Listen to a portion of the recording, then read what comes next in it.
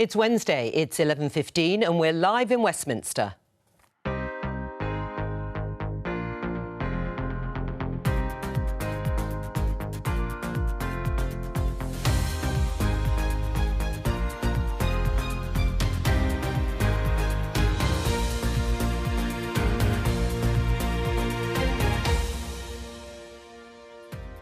Joining me, Conservative MP Damian Collins, Labour MP Stella Creasy, New Statesman Special Correspondent Harry Lambert and talk radio presenter Julia Hartley-Brewer. Today, he used to be the Prime Minister's closest advisor. Today he attacks the government he was once part of. When the public needed us most, the government failed. Part of the building was saying, are we going to bomb Iraq? Part of the building was arguing about whether or not we're going to do quarantine or not do quarantine. The Prime Minister has his girlfriend going crackers about something completely trivial. The government may not want to talk about him. Are you worried about Dominic Cummings giving evidence today, Mr. Hancock? But can Dominic Cummings be dismissed? What we do know is what's happened. To an extent, we don't need to rely on the sort of tittle-tattle of, he said, she said. Either the Prime Minister is lying or the Prime Minister has appointed someone to one of the most senior positions in government who himself is a liar. We'll hear shortly from the Prime Minister and Keir Starmer. PMQs is live at noon.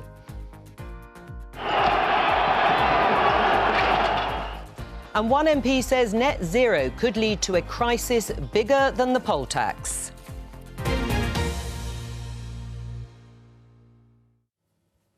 So, drama in Westminster today as Boris Johnson's former chief advisor, Dominic Cummings, has been giving explosive evidence to two parliamentary committees about the government's handling of the pandemic and his role in it.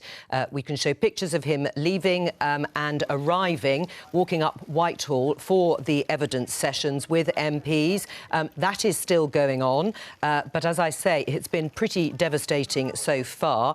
He left his role in Downing Street in November after acrimonious infighting at the heart of government and falling out with the Prime Minister. He was a key player and figure at the heart of Boris Johnson's government during the pandemic last year. Now, in the run-up to today's appearance, Dominic Cummings had already made a series of pretty damning claims on Twitter, including that the initial government strategy and policy was one of herd immunity, a claim denied by government. Let's listen to some of the key parts of the evidence so far. The truth is that senior ministers, senior officials, senior advisors like me fell disastrously short of the standards that the public has a right to expect of its government in a crisis like this. When the public needed us most, the government failed. And I'd like to say to all the families of those who died unnecessarily how sorry I am for the mistakes that were made and for my own mistakes at that. The government itself, and Number 10,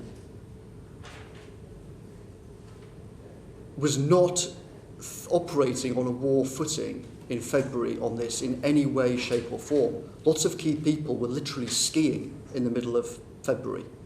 It wasn't until the last week of February that there was really any sort of sense of urgency, I would say, across the, in terms of Number 10 in the Cabinet Office. In February, the Prime Minister regarded this as just a scare story. He described it as the new swine flu. Did you tell him it wasn't? Certainly.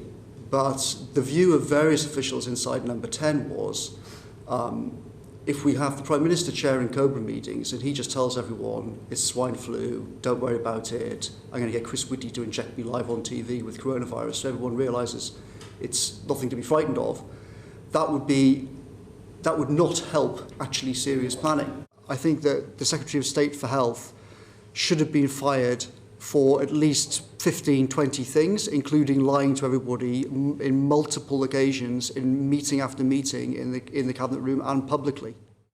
A blistering attack there from Dominic Cummings on all fronts, it seems, and lifting the lid to a large extent on what he thought was going on at the heart of government, certainly in those early days so far in the evidence. But actually there was a more fundamental critique by him, Damian, which was, as he said, as we heard in the beginning of the programme, when the public needed us, the government failed and failed catastrophically. What's your response?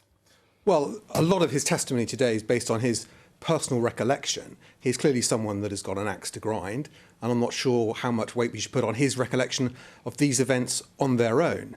I mean, it's interesting to see him as the advocate of severe lockdowns when he himself broke the lockdown rules last year. I think the key issue in the exchanges so far this morning, I think, is on when was the decision made to lock down? When was that required to be necessary? It's quite clear that is from the key meetings around the 10th, 11th, 12th, 13th, 14th of March. It's also quite clear that even when the Prime Minister was advised that a lockdown was necessary, he wasn't told he had to do it straight away.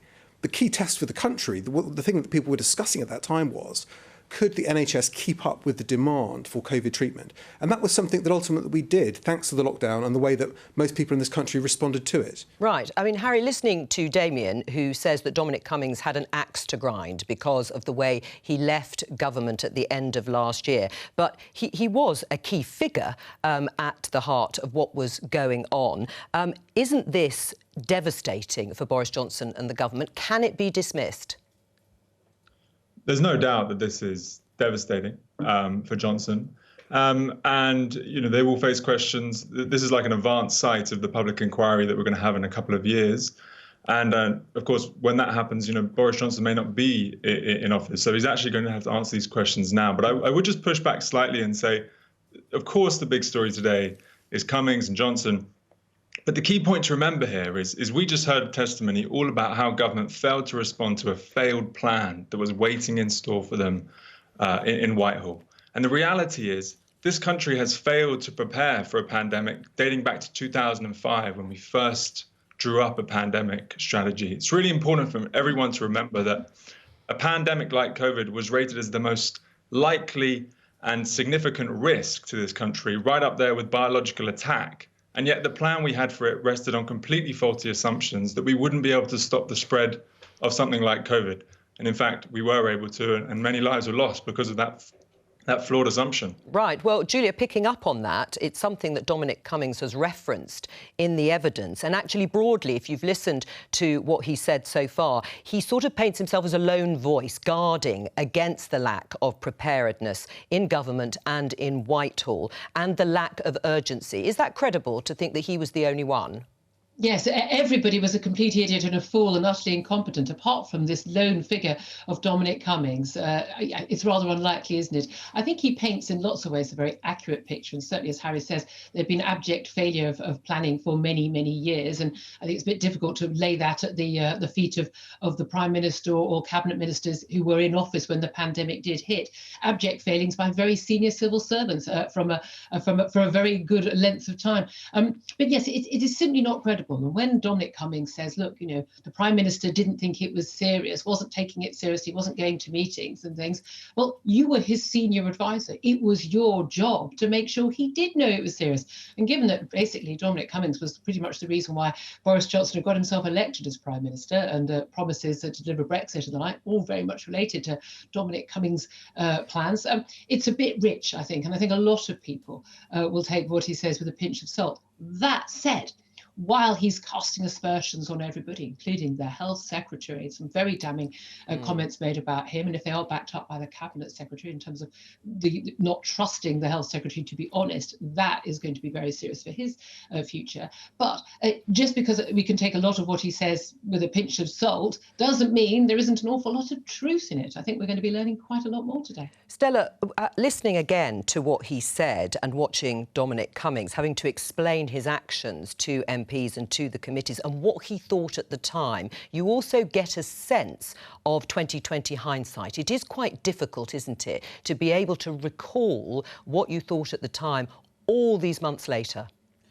Nobody comes out of this well in terms of the people who were in the room at the time. But I think what's striking to me is the way in which decisions were being made and the chaos that he talks about, dismissing things like the COBRA process, which is designed to bring together people on matters of national security and be a place of authority and be a place where people are listening to the data and looking seriously at what can happen, deciding that he's the only one who remembers well what could have happened. It is a mess. I think I agree with what the other people have said about this is obviously going to be further explored in the public inquiry. And it does raise questions both about the Prime Minister's decision to employ Dominic Cummings, because we all know he had a ringside seat, Damien. We can't pretend that he doesn't have insight. He was there at the time. and the decision to have him, but also the decision to proceed in government in this way. You know, if it's this chaotic with something as important as a pandemic, what else is the government sort of acting like it's a, you know, there's going on skiing is more important than perhaps looking into these issues? I think the public have a right to be concerned that there's not a professionalism there in the way in which this government is operating. Damien? Well, I think, as I said earlier on, Dominic Cummings, what he's trying to do today is, through his own personal recollections, frame the debate around what happened.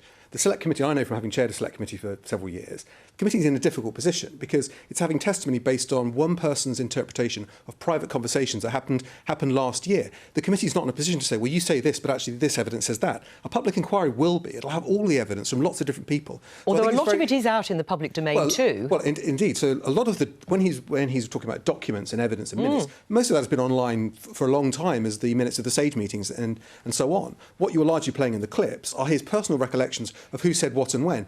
But it's interesting, going back to the whole question of should we have been prepared for a pandemic like this. Now, Dominic Cummings wrote a blog post before he entered government explaining this at length. And in the committee today, he was asked by Greg Clark, well, given you supposedly were concerned about this, did you in January, when the world started to become more aware of this, you know, go back at what you'd written? Did you look and test at that point the government's preparedness? And he said he didn't. You know, so I think there may have been failings for everyone. In major crises, you often look back and say, with the benefit of what we know now and what we've been through, we would have done it differently. But I think the two big things that the government did get right was making sure we locked down in time to protect the NHS and to make sure we had the vaccines to lead the world in the vaccination program. Well, that's debatable, of course. I don't think we can say that, Damien. We've got one of the highest death rates of any of the European countries as a result of some of the decisions that have been made. And there'll be families watching this today absolutely incandescent, hearing about that chaos, hearing that people were more worried about what was happening to the Prime Minister's dog or what Donald Trump was doing rather than the crisis on our feet. That is entirely Dominic Cummings' But the argument you're making, Damien, is then for other people to give evidence to the committee, not for this to be dismissed. I absolutely agree with you. I'm sure this is Dominic Cummings' take. But the argument you're making is that we should hear directly from the Prime Minister, for example, about these examples, because they are very serious and lives were lost as a result of the delay. We can't deny that when we look at what happened in other countries that acted more quickly. This is something which needs to be looked at by the public inquiry. And again, this acceptance constantly in the media that if we'd only locked down sooner, everything would have been fine, something that Dominic Cummings has been saying in his blogs and his never-ending Twitter threads recently as well. If that were the case, all the other countries in Europe that did lock down sooner, indeed many in South America and others, they would not have had the subsequent problems they've had. So that just isn't borne out by the evidence. We know for a fact now that the infections have peaked before lockdown. The reason they peaked was because people take common sense decisions and don't lock down. Bearing in mind that the policy that is being so criticised by Dominic Cummings right now, not locking down and following this herd immunity process, that was World Health Organization established pandemic policy at the time. This was not a strange move. The strange move was to follow a totalitarian state in locking people into their homes. Harry? I just want to say that I think two things can both be true at the same time. It's unquestionably the case that Boris Johnson reacted less nimbly than perhaps any Prime Minister could have in the situation. He failed to ditch a flawed plan, and he should absolutely be held to account for that. But equally, going back to 2009, there was another Select Committee hearing on our pandemic prep under a Labour government. And they at the time conceded, that the Health Department at the time conceded, in a future pandemic, we may have a tenfold gap between the demand for the NHS at that time and the number of people who can use it. So the public inquiry will go, and we all need to look further back into the failings of Whitehall as a whole here, as well as Johnson's. Right, well, let's have a look at one of the other things that has been said by Dominic Cummings. It's on the front page of the Daily Mail. Prime Minister wanted to be infected with COVID on live TV and called virus Kung Flu. This goes straight to the heart of allegations, Damien, about the seriousness of the Prime Minister and how seriously he took this virus. I don't take Dominic Cummings that seriously on his recollections of all these private conversations and meetings. Well, I think none of us know. None of us are in these meetings. I'm saying here is someone with an axe to grind who's been bitter about the government since he was forced to leave it, who has given his own personal interpretation, a lot of this not based on documents and evidence. And I think he's someone whose word should be questioned. This is someone who was found in contempt of Parliament by a vote of the whole House, and someone who broke the lockdown rules himself. He may say now that there are failings across the government and things should have been done better. I'm sure things could have been done better, but I don't trust Dominic Cummings' recollection of all these events. I think we've got quite a lot of evidence about what Dominic Cummings was talking about today, about groupthink, about a group of people with a very similar outlook, a very similar approach, and the risks that come from that. I mean, I was very struck by the idea that they were talking about herd immunity and coddling people, as if in real life, if you have somebody in your family who would be extremely clinically vulnerable, you'd be quite happy not to see them or to interact with them and for them to watch you go about daily lives. It speaks of a government that isn't really communicating or engaging with the diversity of people that live in this country. And we do know that that matters. We know that matters from subsequent lockdowns. We know, again, where there were delays about decisions, there were differences in the death and mortality rates. And we can compare ourselves with other countries that have acted more quickly, like Ireland, on these issues, and have had more diverse thinking processes about this and see the consequences. I'm sure that will come out in the public inquiry, but I don't think that's a case for dismissing what Dominic Cummings is saying. I think it's for seeing it in context, that the reality is a group of people who thought the same way, made the same decisions and made the same mistakes, and people missed out as a result. Of course, the public inquiry will create a context for these decisions, but we saw different countries with lockdown at different times, and then the problem they were trying to avoid, and they were discussing actively in March, was when you lock down, eventually you lift the restrictions and the virus comes back. Lockdown is not a way of stopping it dead, it's a way of managing the flow of cases. And that is what we've seen, and different countries have different experiences of that. But at that crucial meeting, when the Prime Minister was told by Dominic Cummings, we're going to have to lock down, he wasn't told you've got to do it now, and they waited another week or so. Not even Dominic Cummings was clear that the trigger point to come, and there was questions whether the country was prepared for it. There was a change in strategy. It was the right change in strategy. So you're telling us that Boris Johnson couldn't of his own volition think, my God, this is quite serious. I look at what they're doing in Ireland. I look at New Zealand. Maybe we should act quickly. Maybe I should take the initiative. Are you really telling us that Dominic Cummings was actually running the country? I think in a process like that, Prime Minister takes advice from a series of advisors, and if that advice is not clear, then because he's getting different advice from different people, then that can create a problem. We elect a Prime Minister, don't we? I mean, that's where the buck's supposed to stop on this. In a national crisis, I think you expect the Prime Minister decides, the Prime Minister has to tell the country what we need to do, which he did do. Very memorable. Too late. All right, Julia. It's on the Prime Minister to make the final decision, but it's a bit rich for opposition politicians to constantly say you have to follow the science, capital T, capital S. And when Sage is advising against a lockdown, indeed, actually for long weeks didn't discuss it because it was such an absurd idea that you would lock perfectly healthy people in their home against all World Health Organization advice. It's a bit rich to say, well, the Prime Minister should have done it, even though the scientists said don't do it. You can't have it both ways. I know that you need to have the Prime Minister in the room, don't you, Julia? And the Prime Minister wasn't actually at the meetings where they were discussing the data. I mean, it does matter. The COBRA process does matter in bringing people to... it's a very specialist organisation for national security emergencies like this, and our Prime Minister wasn't in the room to make the decision for himself or to listen to the data. So actually, he wouldn't have known what was going on. The Sage meetings, the minutes we know what they were discussing, they were not advising at the time. You're saying they should have locked down. They were not discussing it. But the scientific advice came from Sage. Harry, I just want to also put to you, Dominic Cummings said that it was better that Boris Johnson wasn't at one of the COBRA meetings because he wasn't taking the whole issue of coronavirus seriously enough. This is the Prime Minister with a long record for not taking things seriously enough. So it's no surprise that Dominic Cummings would have said that. We saw the same accusations that we'll hear later today around September and the idea of locking down again. So, look, I don't think anyone in this country elected Boris Johnson because they thought he was a man that was good on the detail or was particularly brilliant at chairing COBRA. And, he's been elected for other qualities. But at the time when the crisis hit, we needed a Prime Minister who would have been more deft in those situations. And it's unfortunate that we were left with Boris Johnson. All right, I'm just going to play now a moment again from the evidence session from Dominic Cummings. And he paints a picture of one day on the 12th of March last year. And it paints a picture of utter dysfunction. Here it is. So that's how the day started off, with us thinking, OK, today is going to be all about COVID and whether or not we're going to announce the household quarantine. We then got completely derailed because in the morning of the 12th, suddenly the national security people came in and said, Trump wants us to join a bombing campaign in the Middle East tonight. And we need to start having meetings about that through the day with COBRA as well. So everything to do with COBRA that day was on COVID was completely disrupted because you had these two parallel sets of meetings. You had the national security people running in and out talking about, are we going to bomb the Middle East? And we had the COBRA meeting being delayed and whatnot as we were trying to figure out, are we going to do household quarantine? And then to add to it sounds so surreal it couldn't possibly be true. That day, the Times had run a huge story about the Prime Minister and his girlfriend and their dog.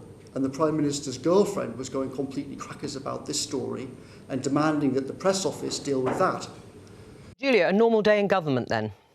It would appear so, yeah. Let's leave aside the dig at Carrie Simons and priorities. But in a way, that epitomises exactly the problem, which is actually COVID wasn't the only issue on the Prime Minister's in tray that day. Other issues do take precedence, whether briefly or not. Of course, undoubtedly, we now know 100% for sure that COVID should have been the number one priority at that time.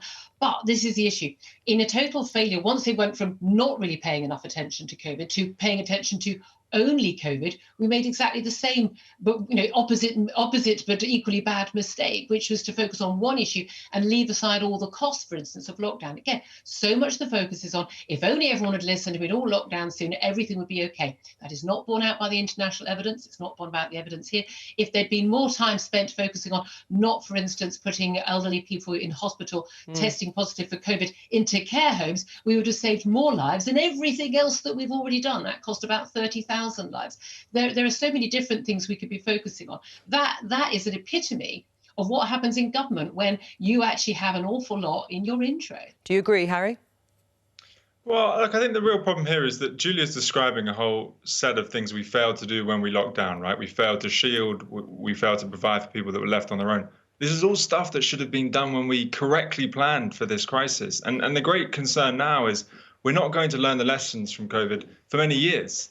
And that means in the next few years, all the flawed plans that still lie in wait for future crises in Whitehall will be left unexamined. I mean, that's what we really now need to do. We need to think about what other plans lie in wait, what other plans contain the false assumptions that our pandemic prep contained, and what should be being done about it. And just a note on Cummings, I mean, the tragedy of his story is that he should really be in government doing that. He wants to be examining those plans, but you know, we're witnessing a self-immolation and have been for 6 months now of his career. And so he's not able to do that. Damien, Dominic Cummings said that Matt Hancock, the Health Secretary, was completely wrong to say that herd immunity, this phrase that we keep hearing about, wasn't part of the plan in early March 2020. And he's baffled as to why Number 10 has tried to deny that. Well, I think I've listened very carefully to what Dominic Cummings said about this morning in the committee. And he said very clearly, herd immunity wasn't a target. Or desirable. Or desirable. It was a sense that the virus would spread.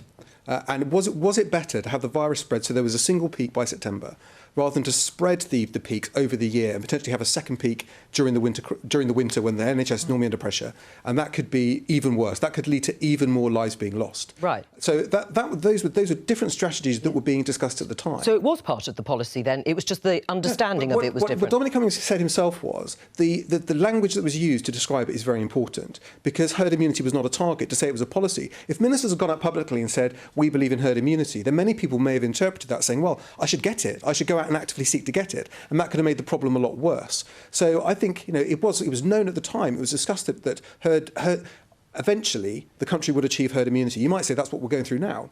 Is because so many people have been vaccinated, so many people have had it, that we are getting close to the point of herd immunity. That is a natural cycle of viruses. But the idea to say that herd immunity, everyone getting it as quickly as possible, was the government strategy, was clearly wrong. It clearly wasn't that. Harry, you're shaking your head. Damien's conflating two different things. We're now at a point of hopefully herd immunity because of vaccination. Previously, when suggestions were around herd immunity, it was absolutely herd immunity through infection. To say that no one in government was discussing this is clearly wrong. Boris Johnson went on national TV and said there's a school of thought which says we should, quote, take this on the chin. So, look, clearly this was something that was not well handled by government. The communications weren't well handled. And by the time they got round to it, it was possibly far later than it should have been. Julia? Herd immunity is the only reason the human race has survived all these years. We know Sir Patrick Vallance, the chief scientific advisor, did an interview on the 9th of March when he talked about this. This is obviously the aim. Any government that's not aiming for herd immunity from a vaccine, from a virus, would be categorically insane. It was how you go about getting it. Look, we had an amazing success with the vaccine and the creation of these vaccines and the rollout.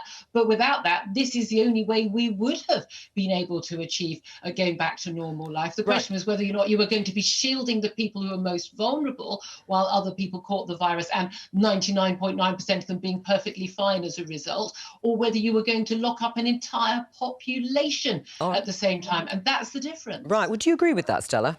I think it reflects that we didn't know enough about what this virus would do and who actually is at risk. And we know a lot more now about people who would have been at huge risk but under a herd immunity strategy would have been out in the open and possibly catching the virus. And Damien, there's a big difference between herd immunity achieved because you've had a vaccination and herd immunity because you've risked infection. I think the public can draw a distinction between the two very clearly. And I think it also goes to something actually Julia was saying about then what planning was being done around it. Because if herd immunity by the idea of people getting infection because people mistook this for being a bit like swine flu was part of the planning, then of course thinking about lockdown and whether that was a serious contender took place too late. If people understood the risks from this virus, who could get it and what potentially could happen, not just in terms of mortality but long COVID earlier on, then actually lockdown made a much more sensible choice. But when you look at the Sage Minutes that have been online for a long time, it's very clear what they're discussing is if we go for suppression and then have a second peak in the winter, that could lead to a bigger loss of life. So what they were discussing at that time was actively what's the safest way of going about this. And clearly there was an active discussion on that. They were discussing how many lives to lose, Damien. Let's be honest about this. That's what's so horrific about all this for everybody who's. Yes, but the numbers that were being talked about in the minutes at the time, I think by Neil Ferguson, if there'd been no intervention, was something in the range of 500,000. The big problem is that they didn't believe that you could hold lockdown for very long. Go to the US as well. The CDC in its plan said they only planned for a 12-week imposition of any sort of lockdown. And so that was the big error here, that Sage, as Damien rightly says, they just didn't think that a lockdown could last, as we essentially had it kind of last on and off throughout 2020. That was one of many errors. All right, well, look, we're going to stick with COVID. You saw Matt Hancock, the Health Secretary, running away from journalists being asked about Dominic Cummings, but he did say this before he departed. Was herd immunity government policy, Mr Hancock? Hello? Dominic Cummings says herd immunity is government policy. Is that true? Today, anybody over 30 can get your vaccine, so get out there and get your vaccine. Government policy, Mr Hancock. That was obviously the message he wanted to get out, but it's true in England that anyone aged over 30 can get their vaccine. In Scotland, it's the same. If you're over 30, you can get your vaccine, although in some parts of Glasgow, people aged 18 and over can get a first jab. The Welsh Government is offering vaccines to everyone aged 18 and over, and in Northern Ireland, people aged 25 and over are eligible. I just want to show our viewers and explain to our other guests this tweet from Stella Creasy here. We've been raising concerns for months. This needs to be evaluated given risk of COVID for premature birth and stillbirth, but always something else considered a higher priority. That must change for the sake of every terrified mum-to-be who isn't yet vaccinated. What's happening now in terms of guidance if you're pregnant? So the government has now said, well, JCVI has now said that if you are pregnant, you can have the Pfizer or Moderna vaccine, which is a complete volte-face from when we were getting leaflets. I'm 6 months pregnant myself, telling us that we wouldn't be able to have the vaccine either when pregnant or indeed breastfeeding. The challenge that we see is that other countries have recognised the data that shows that pregnancy, especially in the third trimester, you're at real risk of stillbirth or premature birth. And so actually other countries are vaccinating pregnant women as a priority category, regardless of age. What I'm concerned about is as somebody who's raised this repeatedly with the ministers, and the ministers have engaged, but the JCVI has always put it off to the extent that we've been sending them the data, we've been sending them the medical data about the impact of COVID on pregnant women, and still this conversation hasn't happened. And I just think about the thousands of pregnant women in places like Bolton and Leicester, where the Indian variant is on the rise, who will be not yet eligible for a vaccine, but terrified they might be at risk of stillbirth or premature birth. And I think they've just been missed out of the conversation. Does it need to be a priority, Damien? Well, the priority is based on analysis of risk. And if at the moment the advice the government is getting is that the pregnant women are not necessarily at greater risk, but I think Stella makes a really important point. But let's be clear, they're not getting any advice because they haven't actually had the conversation. That's the challenge here. It's not that someone has looked at this data in the UK, it's that the conversation about what we should do about pregnant women, about keeping their babies safe, hasn't actually happened, even though we've been asking for it to happen for months. Right. I mean, via the NHS website, if you're under 40, you will only be shown appointments for the Pfizer or Moderna vaccines. It says if you're over 40, you're asked if you're pregnant to make sure you are only offered appointments for those vaccines specifically. Does that partially sort it? No, that sorts when you get vaccine. And it took us weeks as somebody who's over 40 who was pregnant to get the right vaccines to the right pregnant women. But actually, if you are 28 and you are in your third trimester, I would understand why you would be concerned that you're at risk of stillbirth or premature birth, and you should be given the vaccine. Certainly that's what they're doing in other countries. What we've been asking the JCVI to do is evaluate the scientific data as to whether that should be the case here, because at the moment you're only a priority for vaccination if you're pregnant if you're over 30, and you're not actually a priority depending on the gestation, and that's the critical issue. All right, let me just show you this headline in the Sun newspaper. It says Steve Baker, Conservative MP, the net zero boiler ban, talking about gas boilers, will leave Britain's poorest out in the cold. Now, you may remember that the International Energy Agency said last week that no new fossil fuel boilers should be sold from 2025 if the world is to achieve net zero emissions by the middle of this century. And he is actually warning, as you heard in the headlines, that it could be a bigger political crisis if the government pushes ahead with fines that he now says Downing Street have decided to drop, but there'd still be penalties if people have gas boilers beyond 2025.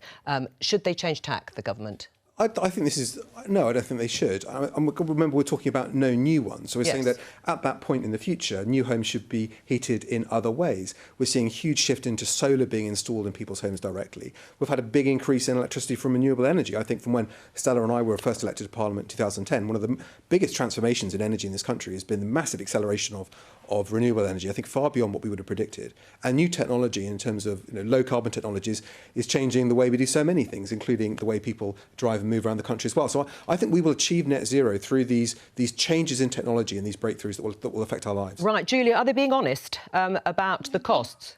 Of course they're not. I mean, millions of people voted for a Tory government and got a Green government. They didn't expect it. Certainly back in 2017, this wasn't in the manifesto. Before, it was a commitment from Theresa May. 2019, it was, added on. And then everything's being brought forward, not just, buying new cars and buying new boilers. We are talking about huge, huge, huge expense. So £10,000 for all of these new boilers. We're told, oh, don't worry, you'll recoup the money back. Most people in this country, and I mean most people, middle class, not just working class in the red wall seats, they don't have a spare 10 grand. They don't have a spare grand to pay for these things. These are things that are being imposed by a tiny minority of very wealthy people in London who think this is all a jolly good idea, so they can virtue signal at their dinner parties, and they haven't actually looked at it for the real world. Philip Hammond, one of the few good things he did as Chancellor was carry out an assessment of what the cost of the net zero target would actually mean. And we're looking at a minimum, best case scenario of over £1 trillion. This has never been spelled out to the British public. They've never signed up to this. There's a massive level of dishonesty here. And when the British public do actually get wind of what these policies are going to cost them in the real world, and frankly, they are going to say a big fat no. Stella? Well, so the question is, how do you make it cost effective for people? Because we are talking about 15% of carbon emissions in this country come from heating. Julia's shaking her head. I think most people also recognise that the climate crisis that we're facing and the need to cut emissions. We did that with solar panels. You're absolutely right. At the moment, it's a cottage industry, things like the alternative boilers. But that's just as we learnt with solar panels. It's about how you invest in them. Also, gas is very expensive. It's actually very inefficient. People who have gas boilers have to burn an awful lot of it to keep their homes warm. So the answer is, how do we make it cheaper to install when you replace your boiler, the more efficient ones? I mean, you will save money in the longer term, and that does require changing. I mean, some of the things that happen at the moment as well is that obviously the cost of electricity is much higher because that's where all the renewable subsidies are. So we could look at changing around the gas streams. I mean, it's just frustrating, Julia, because I think there is agreement that we do need to tackle the climate emergency that we face, and most people would recognise that. But you're coming up and you're saying, agreement. Julia, I've listened to you. I have listened to you, Julia, with respect. Could I finish my sentence, please? I'll come back to you, Julia. I'll come back to you in just a second, and then I must get Harry in too. Go on, Stella, finish. Well, I was just saying, we need some solutions to this, don't we? So just as we learnt with solar panels, that if you opened up the market and you had a small amount of government subsidy, so I think there's a case for doing that with the heat panels and the alternative boilers, so that we can see the prices being slashed by the time we get to the 2025 deadline. It's entirely possible to achieve these aims, but it does need political will to do it. Right. Julia, is he scaremongering, though, Steve Baker, when he writes, if ministers don't obtain the consent of the public for net zero now, with full and frank explanations of the costs and changes they're planning, eventually there will be a terrible revolt? Oh, absolutely. We've seen this in other countries. So in places like Australia, in some states where people's energy prices have gone up by 3 times, people will not put up with it. We've seen how people feel very strongly about things like fuel prices. I think, look, we're all old enough, I think, to remember when we saw all of the big fights over fuel duty and our roads brought to a standstill. People are going to feel very angry about this. I love the Stella Creasy solution. This is a fantastic Labour solution, which is, oh, well, if people can't afford it, we'll subsidise it. Where do you think that money comes from? From taxes. Who pays taxes? The very same people. Either way, the British public are going to be asked to pay for this little sort of virtue signalling fantasy from the left-wing middle classes. And well, it's not just the left wing. It sounds like it might be the Tories too, Harry. But this is it. This is not a catastrophe. It's not a crisis. Julie's constructed a one-sided equation, which is exactly what she objects to about COVID, right? That we don't count the costs of lockdown. But you're not counting the costs of climate change. And just because it's not a crisis today, it doesn't mean it's not a crisis. It just burns at a different pace. I'd love to see some evidence that it is a crisis. We're going to have to pay for the costs of climate change either now or later. And it's better that we pay for them as a society now. It's a bit like locking down. You know, the quicker you start solving climement change, the smaller the problem over time. Maybe but there also, are benefits to climate change. It's like this for 20 years. You know, it's going to be the boilers this week. Another week it may be cars and low emission neighbourhoods. It's all over the place. I have to speak. I'm really offended for my constituents who are in the top 10 for poverty in this country who want cheaper heating. And actually, the way we get cheaper heating is cutting the cost of it. And one of the things that is very expensive, Julia, is gas. So you can either have your fantasy that climate change isn't happening and that somehow it's some middle class farce, or you can look at the evidence about how we can cut heating bills and actually help people in communities like mine in the same way that solar panels have paid for themselves for the people who've got them now. And actually, the communities where they've got subsidised by taxes. I don't know, Julia, who actually speaks to the public more. Hang on, Julia. Damien. I think sometimes government needs to give a direction to industry as well to say, we're going to do this, and therefore businesses think about, well, how can we improve this technology? How can we make it cheaper? How can we roll it out faster? And sometimes without that clear direction, businesses don't make those innovations. Right, but what about the timing? Isn't it going to come as a very big shock to people? And who will pay for it over the next 5-10 years? Well, so this is installation of new ones. So people who've got gas boilers in their home at the moment aren't going to be asked to replace them in 2025. No, that's it. No, not in 2025. But what happens over then the subsequent 10 years? The Sun has also reported by 2035 that people will be asked to try and throw out their old gas boilers. Well, there'll be no requirement for people to replace their gas boiler in 2025. No, but if someone and beyond that? But most of this will be people building new homes where they can plan for alternative technologies to be used to heat those homes, and rather than using gas. And I think sending a signal to the industry that this is the direction we want to go in, so they also innovate and help bring down costs. What's brought down the cost of renewable energy is not just government subsidy, it is improvement in the technology and in the efficiency and the lower cost of production. Is Steve Baker an isolated voice? Well, I'm not going to speak for everyone in the House of Commons. I mean, Steve is very... No, I'm not asking you to. I just wonder if he's isolated.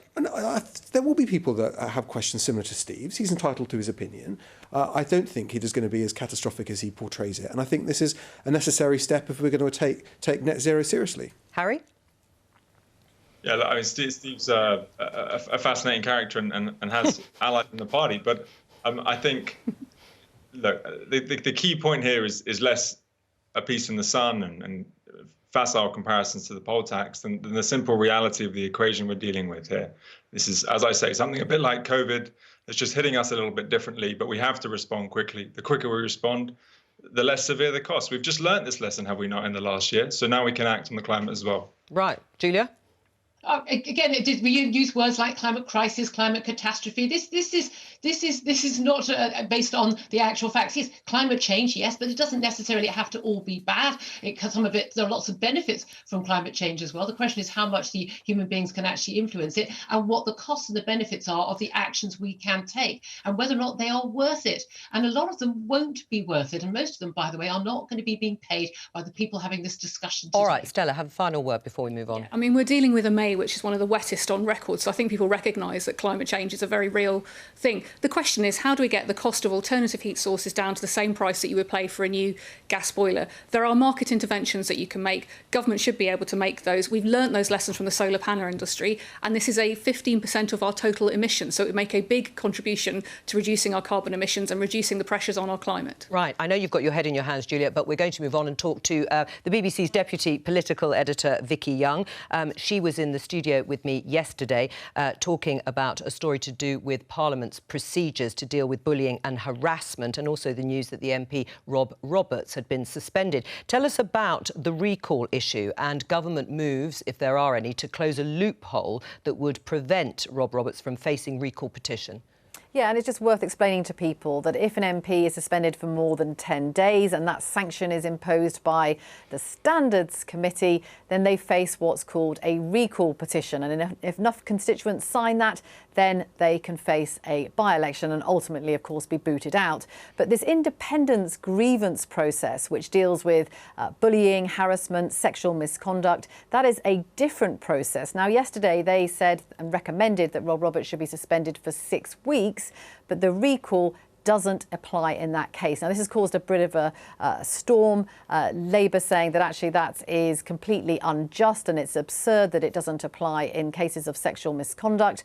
And so they're now looking at whether this should change. Now, I understand that the Leader of the Commons, Jacob Rees-Mogg, will have more to say about this tomorrow, but he is speaking to the relevant authorities. This really is all about Parliament, the House of Commons, how it deals with these things, to decide whether that should change. So we'll have to watch. Now, in the past, these things have all been dealt with on a cross-party basis, because really this is all about how Parliament protects those who work in it. And of course that's not just about MPs, it's about the thousands of people that work there. So this has to be done really in a cross-party way, but you get the impression that people do think that this is an anomaly and an oversight that needs to change, because as one senior MP put it to me in the last couple of days, you could end up with an MP who has done something wrong with their taxi receipts facing a by-election, someone who has broken the sexual misconduct rules doesn't, and they think that should change. Damien, should it change? Yes, I think it should change. I think this is a very serious matter. These are very serious issues that have been looked at. I think sexual misconduct of Member of Parliament towards members of their staff is something that the House should take seriously. This is a matter for the House, and I think whether it is a penalty that is applied automatically, that says if an MP is suspended for 10 sitting days, regardless of what the offence is, that automatically triggers this process. Or the recall process. Yeah, or whether it is referred to the Standards Committee to give their view instantly, whether they think it should or not. There needs to be a procedure. This can't sit as a kind of loophole that's not being covered, and I think this incident hopefully will lead to that being addressed. Yeah, I mean, I think there is cross-party consensus on this. Andrea Leadsom has argued that the independent complaints panel should have the same powers as the Committee of Standards, because they're dishing out the same sorts of penalties about suspending people for more than 10 days, but it doesn't have the same impact. And that somehow sends a message that it's more serious to fiddle your receipts than to do something with involving sexual harassment. And I don't think that's the message any of us want to send. I think it needs to be solved quickly, and I think in the meantime, if I were the member for Delyn, I would be very seriously considering my position and what message staying on sends. And that's Rob Roberts. Julia? Yeah, it does seem a very strange loophole, and unusually, Stella, I'm agreeing with you in terms of the relative seriousness of these issues. But you do get into the difficulty then, don't you, of constant attempts at recall and constant by-elections, and I'm not sure everyone wants a by-election every fortnight. Harry? I think the specifics of how this is dealt with in Parliament are perhaps less important than the bigger issue around, harassment of all staff, but especially, of course, predominantly women in these situations, and the recent Sarah Everard case. I mean, this is a government that has an opportunity now. I think there have been a number of recent reasons why they should start looking at, rape prosecution rates in this country. They should start looking at the safety of everyone from both sexual abuse and sexual assault. So I think this is just another call for change, really. And I can't imagine that the loophole that we see at the moment in Parliament will be allowed to stand for long. Well, as we heard there from Vicky Young, who is still with us, we will probably hear more on this, if not today, then certainly by tomorrow. Vicky, Dominic Cummings has been giving evidence since 9:30 this morning, and it is continuing, perhaps unsurprisingly, since it's almost 2 sets of committees that are questioning him. I think we may be able to show some pictures of him still in that long session as he talks about government. We're going to have PMQs, of course, in the next few moments. Unsurprisingly, that will dominate, won't it? Yeah, I think it will. I mean, it's been a compelling listen, no matter what you think about Dominic Cummings, listening and to him actually taking us through every moment of how the government dealt with the pandemic is incredibly interesting. But of course, he is firing off lots of newsworthy headlines, particularly towards Matt Hancock, the Health Secretary, saying he should have been sacked 15 or 20 times. He said that there was no preparation in place. And I think what you get overwhelmingly is the sense that it had never occurred to anybody at any point that you would be locking down British citizens. And I think because of that, for better or worse, I think they didn't have any preparations in place. And that then delayed lots of decisions, because I think people couldn't believe that that was something that would ever happen. Now, he says, of course, that that was the wrong thing to do, and he says he was pushing the Prime Minister to do it sooner. But he's pretty critical of the Prime Minister. One telling moment, too, where he says any system that throws up a choice at the last election between Jeremy Corbyn and Boris Johnson, well, there's something very much wrong with that. And he also apologised himself, saying that he should have done more, that they all made mistakes. But you also get a sense that there were lots of mistakes as well. The scientists, for example, thought that the peak in this country was very, very far away, 10 weeks away. Well, it wasn't. We were almost there. And so there were a whole series of problems with all of this. But the main one probably being that the pandemic planning was all based on an assumption that just wasn't true. And this is probably the starting gun for the wider inquiry that we are expecting next year. How is the Prime Minister going to respond, do you think, today? We can sort of guess what some of the questions from Keir Starmer are going to be, but what will Number 10's strategy be? Well, I think they want to play it down if they can. Now, it obviously is a little bit late for that. But there are other points in Dominic Cummings' testimony where he does talk about and accept that there are difficult decisions. And you are being told one thing and you are thinking not just about locking people down, you're thinking about the economy, you're thinking about more than one aspect of it. But, it is pretty damning when he says that the Prime Minister considered that really this was all a bit exaggerated and it was the next swine flu. And even though Dominic Cummings said there were people who were pointing at graphs and saying this was going to be far worse than that the NHS was going to be overrun, that there was still a reluctance to take action. This is PMQs. Here's the Prime Minister. Mr. Speaker, the thoughts of the House will be with the family and friends of the Hillsborough 96 and the hundreds more who are injured following the decision by the court this morning. I know that the CPS has said they will meet with the families again to answer any questions they may have. Mr. Speaker, I know colleagues from across the House will want to join me in paying tribute to our former colleague Mike Weatherly, who sadly died last week. He was a dedicated parliamentarian and a fantastic servant to the people of Hove. Mr. Speaker, this morning I had meetings with ministerial colleagues and others. In addition to my duties in this House, I shall have further such meetings later today. Let's go to Dr. Dan Poulter. Dan.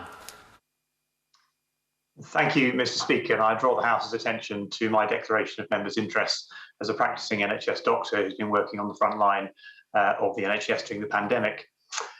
Now, my right honourable friend will be aware that the 2012 Health and Social Care Act resulted in local authority commissioning of addiction services. And 10 years later, almost all addiction services are now run by non-NHS providers.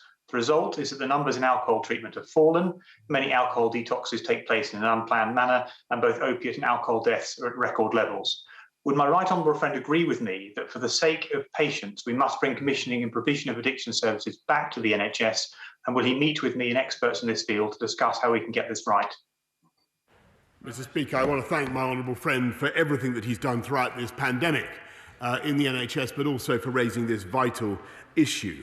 And of course, I'm proud that we're seeing the biggest increase under this government in treatment for substance abuse for 15 years. But the specific points he raises, we will make sure that we address with Dame Carol Black, who is undertaking a review on drugs and treatment, and we will make sure that his point is fed in. Let's go to the Leader of the Opposition, Keir Starmer. Thank you, Mr. Speaker. Can I join the Prime Minister in his comments about Hillsborough and Mike Weatherby? Mr. Speaker, this morning the Prime Minister's former closest adviser said, when the public needed us most, the government failed. Does the Prime Minister agree with that? Mr. Speaker, the handling of this pandemic has been one of the most difficult things this country has had to do for a very long time. And none of the decisions have been easy. To go into a lockdown is a traumatic thing for a country. To deal with a pandemic on this scale has been appallingly difficult, and we've at every stage tried to minimise loss of life, to save lives, to protect the NHS, and we have followed the best scientific advice that we can, Mr. Speaker. Mr. Speaker, can I remind the Prime Minister that 1 year ago, almost to the day, he described his former adviser as, in his words, in every respect, acting responsibly, legally and with integrity. This morning, that same adviser has said that senior ministers fell, his words, disastrously short of the standards that the public has a right to expect of its government, and that lives were lost as a result. Does the Prime Minister accept that central allegation and that his inaction led to needless deaths? No, Mr. Speaker, and of course all those matters will be reviewed in the course of the public inquiry that I have announced. I notice that he is fixated as ever on the rear-view mirror, Mr. Speaker, whilst we on this side of the House are getting on with our job of rolling out the vaccines, making sure that we protect the people of this country. And that, I think, has been the decisive development on which I think people are rightly focusing. And I can tell the House that in spite of the continuing concern that we have about the Indian variant, we are increasing our vaccination programme at such a rate that we can now ask everybody over 30 to come forward, Mr. Speaker, and get vaccinated. Mr. Speaker, it's no good the Prime Minister attacking me. It's his former chief adviser who's looking back and telling the world how useless the Prime Minister was in taking key decisions. His former adviser.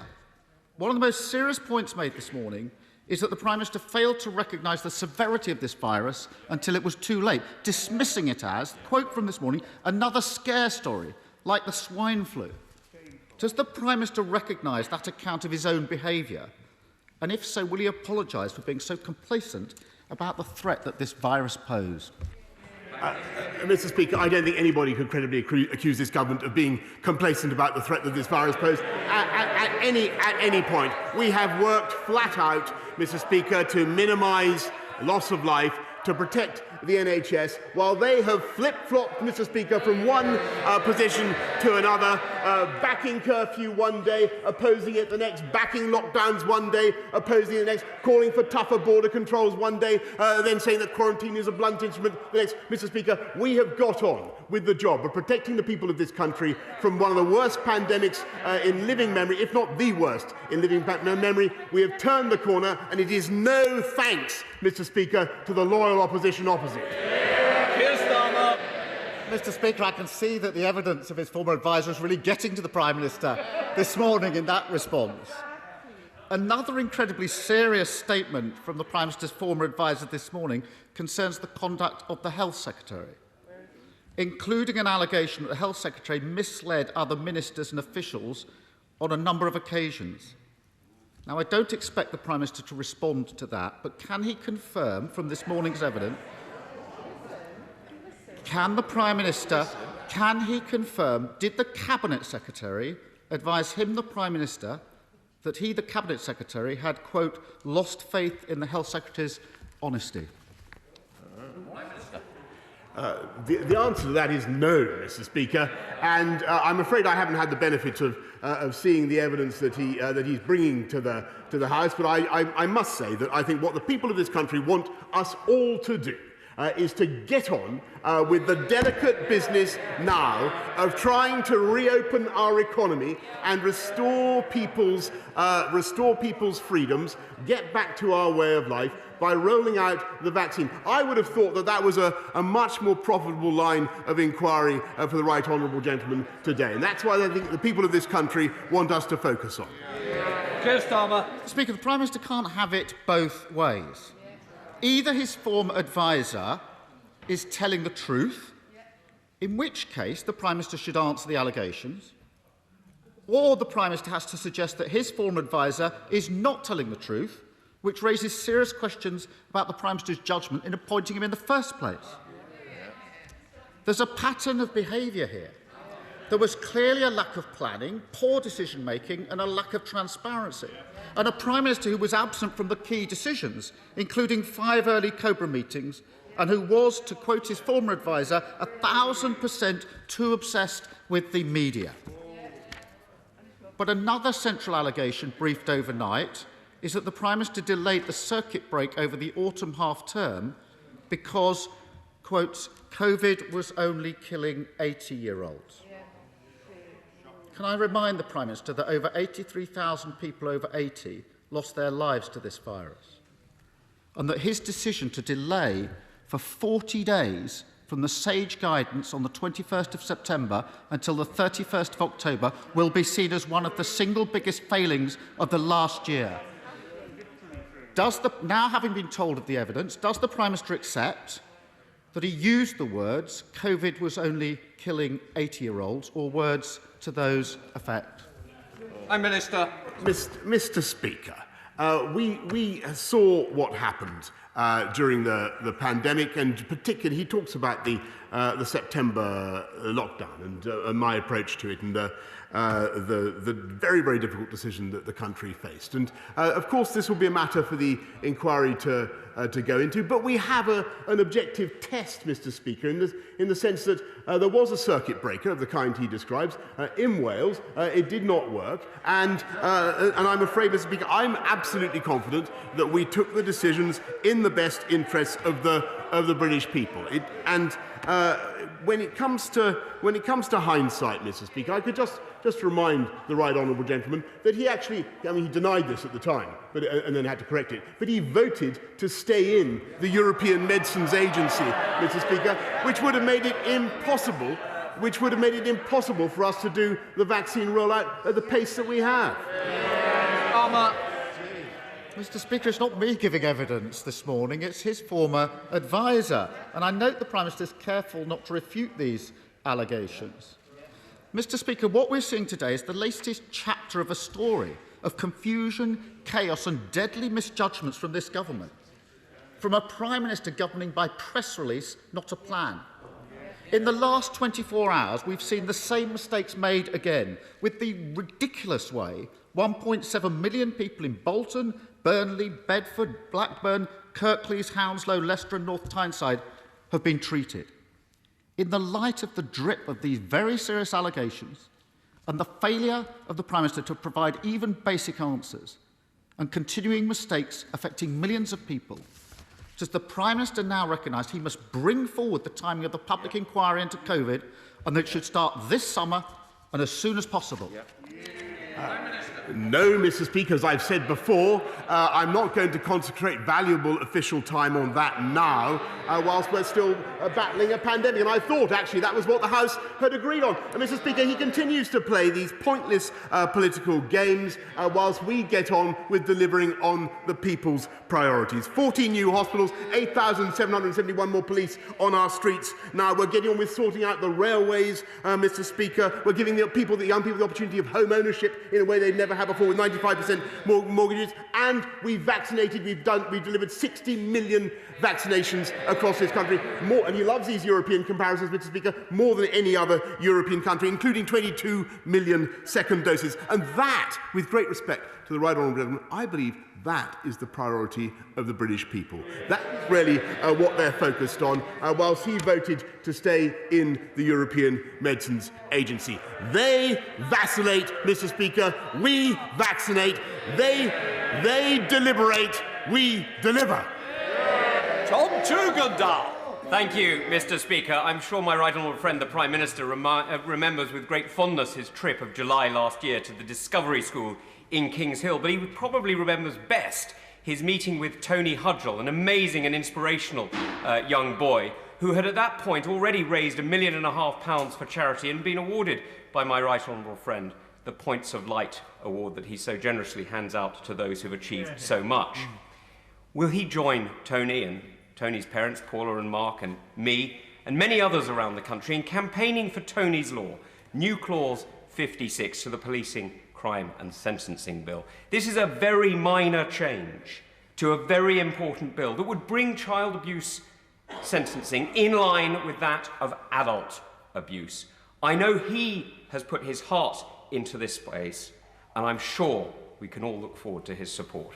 Prime Minister. I thank my honourable friend, and of course I remember Tony very well. I remember his incredible campaign and the amount of money he raised, and I thank him for it. And all I can say is it is very, very important that cases like that, injustices such as that suffered by Tony, do receive the full force of the law. And it is people who commit serious offences against children can receive exactly the same penalties as those who commit serious offences against adults. But we will keep this under review, Mr. Speaker. And if there is a gap in the law, and I will study his amendment very closely, if there is a gap in the law, we will make sure that we remedy it. Leader of the SNP, Ian Blackford. Thank you, Mr. Speaker. And can I associate myself with the remarks of Prime Minister for those seeking justice for Hillsborough? To quote the song, "You'll never walk alone." Mr. Speaker, 128,000 people have died of coronavirus in the United Kingdom. This morning, the Prime Minister's most senior former adviser, Dominic Cummings, apologised on behalf of the UK government. He said, "When the public needed us most, we failed. We know that the Prime Minister made a series of catastrophic errors throughout the crisis. He went on holiday when he should have been leading efforts to tackle the pandemic. He was too slow to go into lockdown. He failed to secure our borders.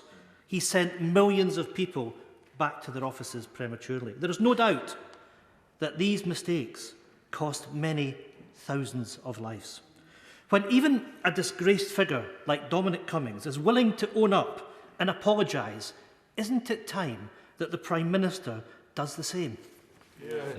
Mr. Speaker, I take full responsibility for everything that has happened. And I've said, as I've said before, and he will recall, both in this House and elsewhere, I am truly sorry for the suffering that the people of this country have experienced.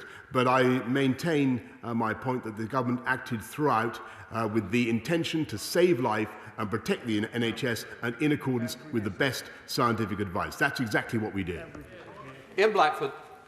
Thank you, Mr. Speaker. The evidence we've heard this morning is extraordinary, but sadly not surprising. It paints a familiar pattern of behaviour. A negligent Prime Minister, more concerned with his own self-interest than the interests of the United Kingdom. When people were dying, the United Kingdom government was considering chickenpox parties and joking about injecting the Prime Minister with COVID live on TV. We had a circus act when we needed serious government. Isn't it the case that what the country needed leadership most, the Prime Minister was missing in action? Thousands have paid the ultimate price for his failure.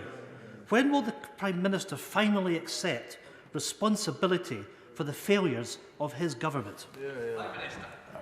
Mr. Speaker, as I've said repeatedly in this House, I take full responsibility for everything that the government did and will continue to do so. And one of the reasons we've set up an independent public inquiry is I believe the people of this country do deserve to have daylight shone on all the issues he raised. I must say I don't recognise the events that he describes, but I do think that we acted throughout with the intention of saving life, of protecting the NHS, and of taking the country through the worst pandemic for 100 years. And I think I think it's also true that we're in a much more fortunate position now, thanks to the efforts of the British people and the fastest vaccine rollout in Europe, and I'm grateful for that as well. Mr. Speaker, I spent Monday morning at the Fitz Country House in Cockermouth with an alpaca called Boris. Cumbria sees significant numbers of tourists in any normal year, but Cumbria is not just lakes. We have some real gems in my constituency of Workington outside the National Park. We have a real opportunity for the UK this year, for the UK hospitality industry this year, as people choose to holiday here. Would my right honourable friend consider a short break in my constituency where I might facilitate an introduction to Boris? Well, I'm so grateful to my honourable friend. I would love to come and meet the alpaca called Boris. But more importantly, we want to support the tourism in his constituency, which is why we've so far provided over 25 billion of support, including 1.5 billion to support projects such as the Carnegie Theatre Trust. And since this week is English Tourism Week, Mr. Speaker, I encourage everyone to make the most of the tourism on their doorstep. Go to Stephen Farry. Stephen. Thank you, Mr. Speaker. the EU settlement scheme closes on the 30th of June. While the Home Office has finally published guidance on late applications, the government is failing to provide clarity on what will happen to those who miss the deadline and then fall under the remit of illegal working legislation. So can the Prime Minister assure the House that EU citizens or non-EU family members who miss the deadline will not face potential criminal liability if they continue to go into work? Mr. Speaker, I'm sure that the law will be extremely merciful to anybody who finds themselves in a difficult position, but I would just remind the honourable gentleman that so far 5.4 million EU nationals have applied successfully for the EU settlement scheme, which is about, as far as I can remember, about 2 million more EU nationals than we thought were in the country in the first place. Thank you, Mr. Speaker. Would the Prime Minister join with me in praising Wrexham and Denbighshire councils for the dynamic proposals that they are putting forward in their joint bid for the Levelling Up Fund in Clwyd South, including regeneration of the Trevor Basin, improvements for Chirk and Llangollen, and investment in Corwin Station and the surrounding area? Can I tell my honourable friend what a joy it is to hear him campaigning for Chirk and Corwin and Llangollen after I tramped around those beautiful places entirely fruitlessly many years ago in search of the Conservative vote. Thank you for what you've done. Thank you for continuing to champion those wonderful and beautiful spots. Gerald Jones. Thank you, Mr. Speaker. When any member of this House is suspended for 10 days or more because of a Standards Committee report, constituents can then recall that member. When the independent expert panel suspend a member, this can't happen. The Prime Minister a moment ago was talking about closing loopholes in legislation. So will the Prime Minister introduce emergency legislation to close this particular loophole? And does he agree that it would be completely dishonourable for any member to exploit that loophole and should instead do the decent thing and resign? Mr. Speaker, I will take that. I take that point very seriously. I will study what the implications of what he says. I think if he's referring to any a Conservative member who's recently had the whip taken away, then he can take it that that member has already had condign punishment. Catherine Fletcher. Thank you, Mr. Speaker. Last Thursday, about 1 o'clock in the morning, 3 young people popped out to Mackie D's, as you do. They noticed a Leyland shop massively on fire, and did they drive past? No. They rang the fire brigade, they stopped, they recruited a passerby, they climbed over fences and walls to raise the alarm for the residents living in the flats above them. Now, during the pandemic, community spirit's been really important to all of us keeping going. So does the Prime Minister share my admiration for Kim, Zach, Shania and Robin? And will he join me in thanking them for showing British community spirit and true Lancashire grit? Yeah. Yes, Mr. Speaker, I thank my honourable friend for singling out this act of this intrepid act of quick thinking and selflessness, and I pay tribute to Kim, Zach, Shania, and Robin, and I hope that they got their Mackie D's. There are over 4.3 million children, Mr. Speaker, and rising, growing up in poverty, including some 18,000 in Harrow. So will he agree to put right the error of a previous Prime Minister and commit to publish a strategy to tackle child poverty and ensure that no child is left behind?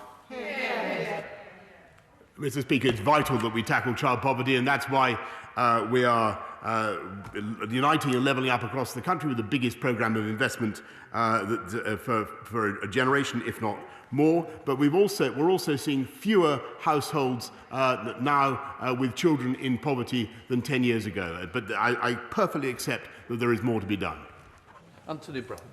Thank you, Mr. Speaker. I very much welcome the fact the government is investing heavily in upgrading the rail networks across the country, including opening lines that have previously been closed. But as a Conservative government, we've got a particular responsibility to the taxpayer to ensure value for money. East West Rail in my constituency's business case is largely based on commuting, but the pandemic means we're in the middle of a workplace revolution. If people work from home on average 2 days a week in future, that means a 40% reduction in commuting. Will my right honourable friend, the Prime Minister, commit to doing a review of the business case of East West Rail to ensure it remains value for money and to take into account the long-term impact of the pandemic? Mr. Speaker, I think my honourable friend is a great campaigner for Cambridgeshire and the rights of people of Cambridgeshire. However, my strong feeling is it would be a mistake now to go slow on investment in infrastructure purely on the basis that we think people will start working from home. In my long experience of this is that people need to travel, they will travel, the commuter bustle will come back, Mr. Speaker, and it needs to come back. Thank you, Mr. Speaker. A global minimum rate for corporate tax would help tackle tax avoidance by large multinational corporations and online giants. It would stop them undercutting British businesses who pay their fair share, and it would make a transformational difference to high streets and town centres at the heart of communities across the UK. Why is the Prime Minister the only G7 leader not to support this proposal? Why is he on the side of tax avoiders instead of British businesses and communities? Mr. Speaker, it was only a few months ago that the Labour Party, the Labour front bench, opposed the corporation tax increases that we put in. They're now opposed to the government's ability to cut corporation tax. Which side are they on? They've got to make their minds up. Let's go to Sir Robert Neal. Robert. Thank you, Mr. Speaker. Like me, the Prime Minister represents a constituency in London's commuter land, so he'll be well aware of the small businesses, sole traders, many of them, who operate the coffee stores and newsagents and so on our railway stations. Their incomes have been absolutely decimated during the pandemic, but they're finding, like my constituent Sanjay Sharma at Chislehurst Station, that when they seek to get a reduced level of rent to reflect their reduced turnover, the train operating companies claim that the funding agreement put in place with the Department of Transport doesn't give them the discretion to do so. The department appears to say differently, and they've been going around in circles for months trying to get an answer. Will the Prime Minister use the authority of his office, please, to bang heads together and get a solution for them? Because if they go broke and we have empty units, that's no income for anybody. Mr. Speaker, I thank my right honourable friend. We introduced policy to provide rent relief for station businesses in March of last year. All train operators, including South Eastern in his constituency, are able to offer business support to their stations. I understand the point he makes about the discrepancy of views. Can I undertake him to arrange a meeting with him and the relevant minister to take it forward? Let's go to Rachel Maskell. Rachel. Thank you, Mr. Speaker. I have asked the Prime Minister a series of questions about charities. In November, he promised support. By March, he turned his back. But this month, he broke that promise, giving them nothing this winter. His words and deeds are as unfaithful as his principles and beliefs. There's neither the commitment to honour his word, the capacity to care, nor the compassion to act. Does the Prime Minister really believe that charity is all about supporting him and his lifestyle, or recognise charities now 10 billion in debt and struggling to survive need government support to help people in real need? Prime Minister. Mr. Speaker, I think charities perform an amazing and invaluable role in our society and in our lives, and we need them. And that's why we've supported charity shops throughout the lockdown with grants and with restart grants. And the roadmap means that those shops are now able to open again. But in addition, we had a £750 million targeted package of support for charities, helping more than 14,000 organisations across the country, including funding for hospices, homelessness charities and shelters for victims of domestic abuse and many others, Mr. Speaker. Peter Alders. Thank you very much, Mr. Speaker. The fishing industry in East Anglia has had a hard time of it in recent years. However, with Brexit done, albeit in a way that left many disappointed, there is now an opportunity to turn the corner. The Reef, that's the Renaissance of East Anglian Fisheries Strategy, sets out an exciting and ambitious programme for the future. Is the Prime Minister able to say how the government will work with fishing communities, such as that in Lowestoft, to revive the industry in East Anglia? Yes, Mr. Speaker, I thank my honourable friend for what he's doing to champion the fisheries industry in East Anglia. I like his reef plan. I think it's got lots of interesting ideas which we will take forward as part of our £100 million package to support the fishing industry and get ready to take advantage of those opportunities which are coming very, very swiftly down the track towards us. Ben Lay. Diolch, Mr Speaker. NHS and social care staff in Wales are due to receive a £500 bonus in recognition of their hard work during the pandemic. But staff on universal credit stand to lose out due to the way in which the reward is recognised in regulations as earned income. So instead of receiving a thank you bonus at the end of the month, many NHS and social care staff will be punished with a deduction of up to 63% to the universal credit. Will the Prime Minister look to amend Regulation 55 of the Universal Credit Regulations to create an exemption to ensure that all NHS and social care staff in Wales benefit fully from this well-deserved bonus? Prime Minister. I'm grateful to him for raising that point, and of course I want to repeat my gratitude to the nurses of this country, the NHS and social care staff who've done incredible work throughout this pandemic. He makes a particular point about the UC, the taper in universal credit, and I will make sure that he has a meeting with the relevant minister who will set out the detail on the issue he's raised. Let's go to Jonathan Lord. Jonathan. Thank you, Mr Speaker. On behalf of my constituent Seema Misra and other wrongly convicted sub-postmasters, I'm grateful that the vital inquiry of Sir William Williams into this scandal has now been given more teeth. However, there is widespread concern shared by Post Office CEO Nick Reed that the compensation received by the sub-postmasters who were party to the civil litigation at the High Court was simply not fair. Can I urge the Prime Minister to ensure that these civil litigant sub-postmasters will be included in the anticipated government compensation scheme? Prime Minister. I thank you for raising this issue. I might say a tragic case of injustice, and I've met some of the post office, the postmasters and sub-postmasters who've been affected by this miscarriage of justice. As he knows, the government wasn't party to the initial litigation nor the settlement that was agreed, but we are determined to ensure that postmasters, sub-postmasters are fairly compensated for what happened. Angus Brendan MacNeill. Mr Speaker. Mr Speaker, Brexit and Scottish independence are indeed very different, but referendums are much the same. Now, in 2016, without interference, the European Union respected the UK in the Brexit referendum process. Unfortunately, the last Scottish referendum did not see Scotland get the same respect. London politicians promised Scotland a place in the European Union. Clearly, they won that referendum very clearly on broken promises. In the autumn, when the Scots Government has dealt with the health effects of the pandemic, the economic part will require independence as Norway and Ireland prove. So, Prime Minister, will Scotland be shown the same respect in the UK as the UK got in the EU? And this time, can our democracy not be interfered with and our referendum certainly not blocked? Prime Minister. Mr Speaker, we respected the referendum result of 2014, which was a very substantial majority in favour of remaining in the UK, of keeping our wonderful country together, not breaking it up. That was what the people of Scotland rightly voted for, and they did so in the belief that it was a once-in-a-generation event. Thank you, Mr Speaker. For almost 500 years, the Royal Navy has protected our country from foes and the freedom of our friends around the world. The pride of our Navy, HMS Queen Elizabeth, sailed this week with her strike group. Within her, she carries the British values of freedom, justice and democracy. So can my right honourable friend tell me, as she makes her way from the Mediterranean to the South China Sea, what are his plans for the future of her white ensign? Prime Minister.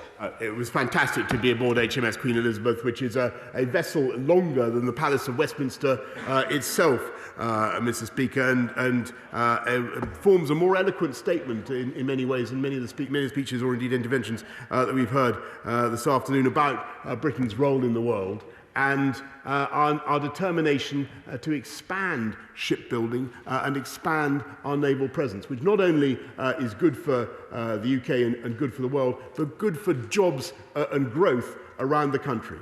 Thank you, Mr Speaker. COVID has now triggered the first global rise in extreme poverty this century. But at the G7, the Prime Minister could act.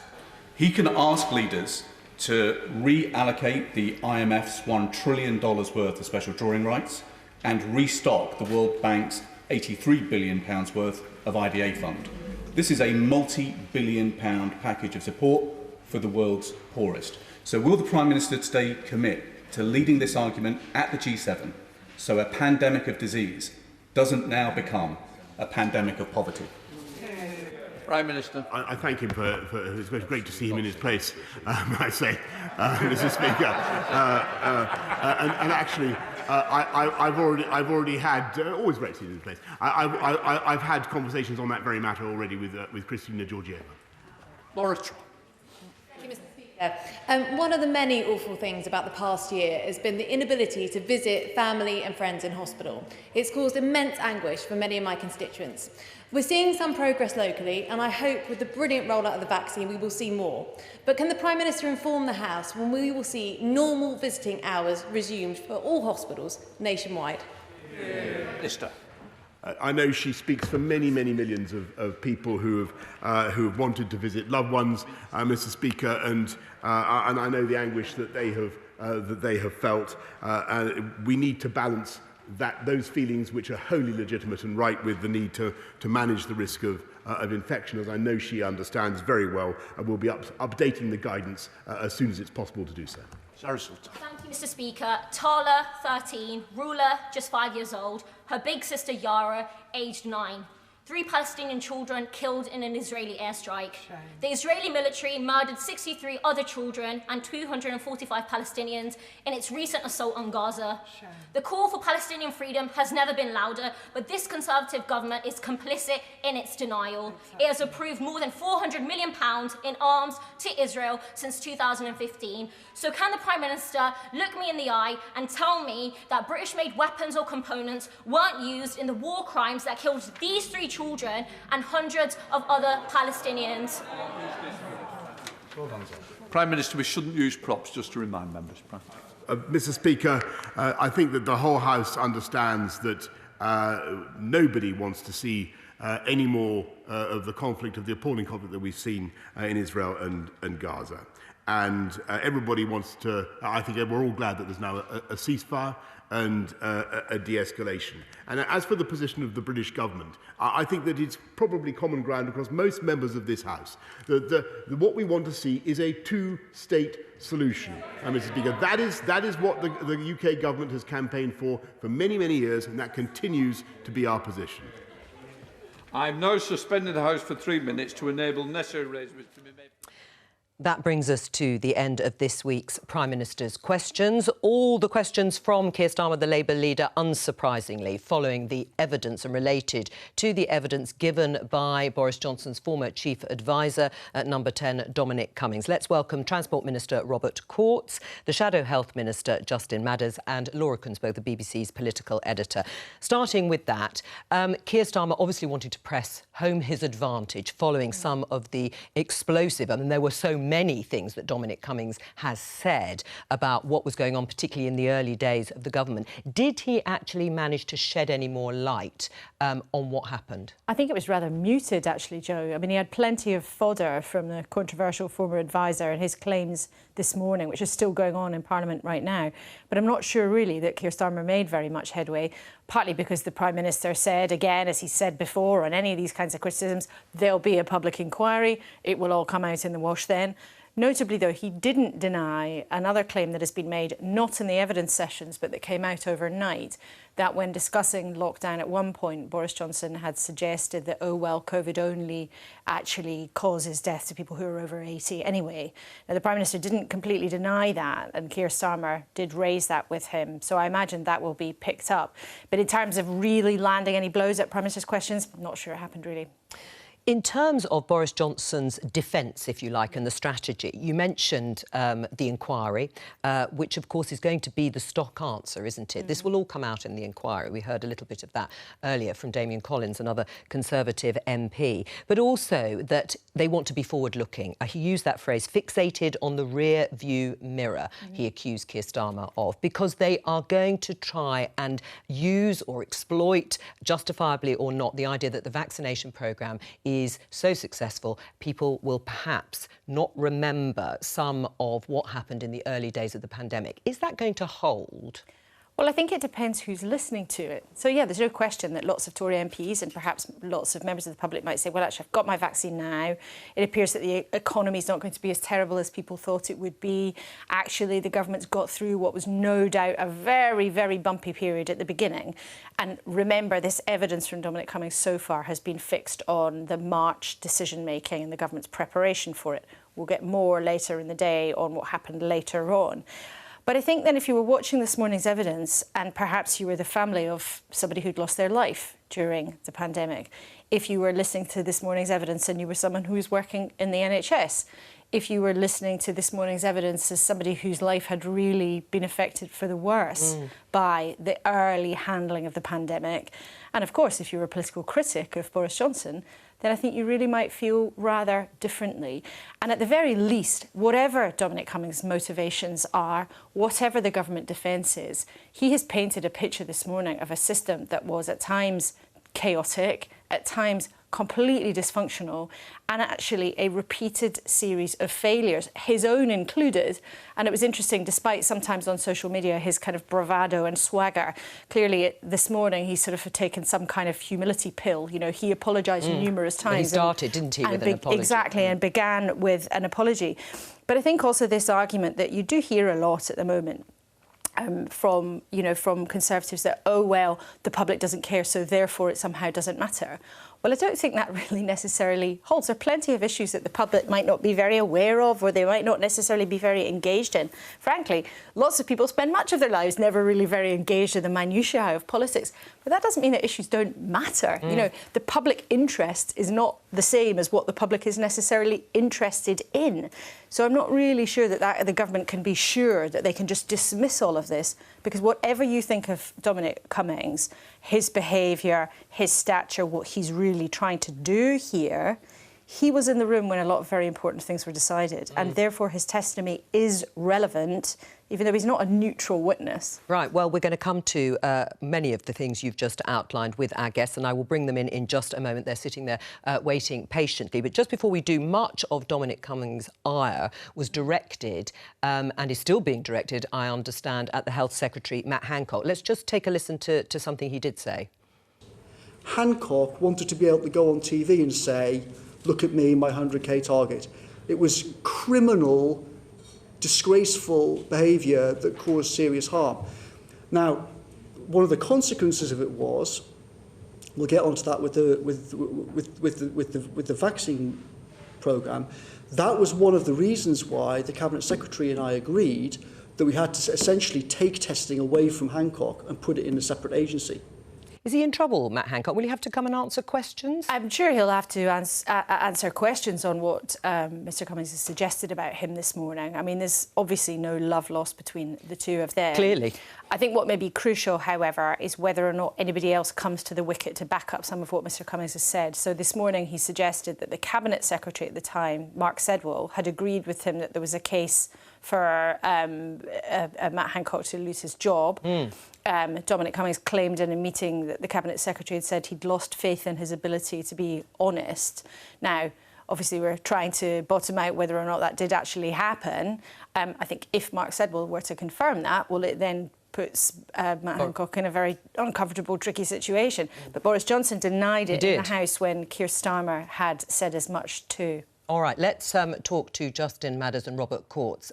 Both of you, I'm just showing viewers the headline, the front page on the Evening Standard. It says we're, and then the next word is asterisked out, but I'm sure you can guess what it is. And it then goes on to say we are going to kill thousands of people. Now, Dominic Cummings is referencing a moment when a senior aide comes into the room to say that the pandemic preparedness plan isn't up to it. Hence, that headline, we're going to kill thousands of people. Why wasn't it up to it, Robert?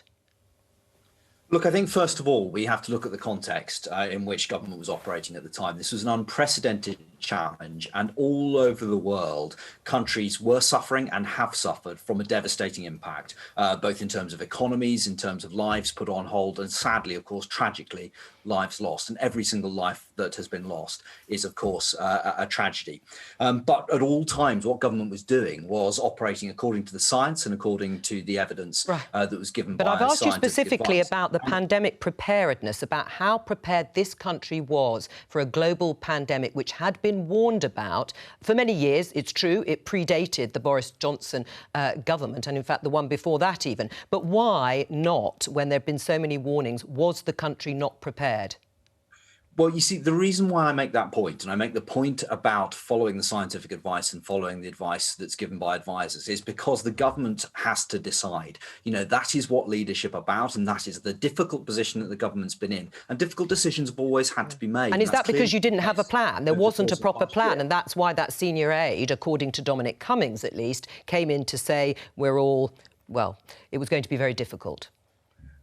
Look, you can see, as I've said, that all over the world, this has been an unprecedented challenge for every country. And you've seen all over through Western Europe, through North America, that other governments have also had to understand what they're going to do. This unprecedented new threat as it's come along. We've had to take difficult decisions. There's no getting away from that.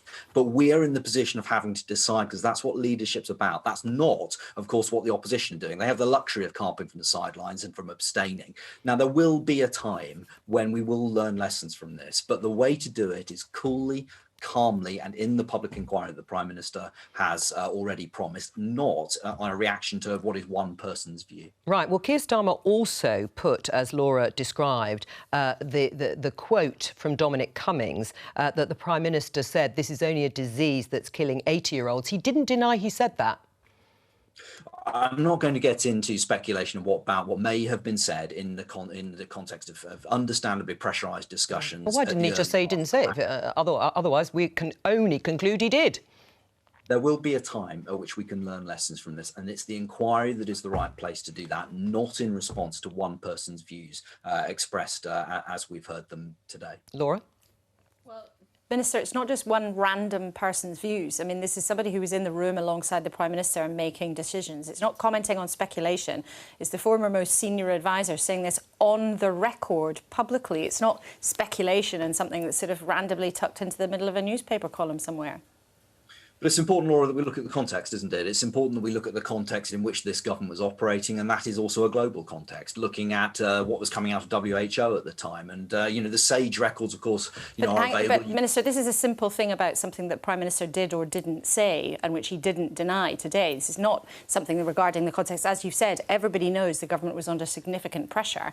But this is a simple thing. As Jo suggests, we must conclude that the Prime Minister said this if he didn't deny it.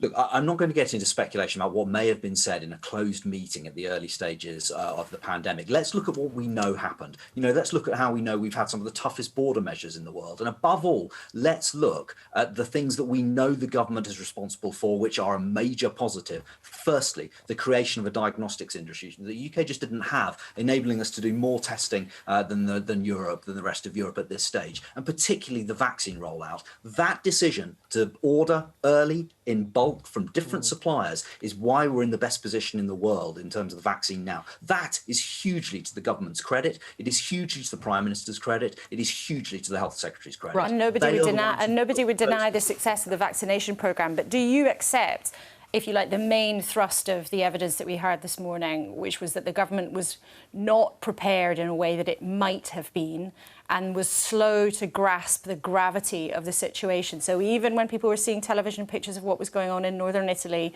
even when we've seen what was unfolding in South Asian countries, that the government here was slow to grasp what was going on. Do you accept that?